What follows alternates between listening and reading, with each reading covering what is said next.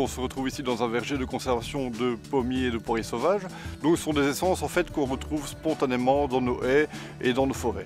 Malheureusement, au cours du siècle précédent, les forestiers ont quelque peu délaissé ces essences pour les remplacer par des essences plus rentables telles que le chêne, le hêtre, l'épicéa, le douglas, afin de leur laisser plus de place. Alors de tels vergers sont intéressants pour la biodiversité à plusieurs titres. Par exemple au niveau des oiseaux, dans quelques années nous aurons des fruits. Ces fruits seront bien sûr consommés par les merles, par les grives, mais également par des espèces de gibier comme le cerf, le chevreuil.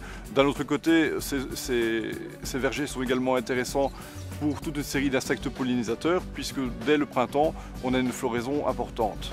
Cette floraison importante, par ailleurs, renforce également l'aspect paysager puisqu'elle permet d'atténuer la vision du couloir dans le paysage.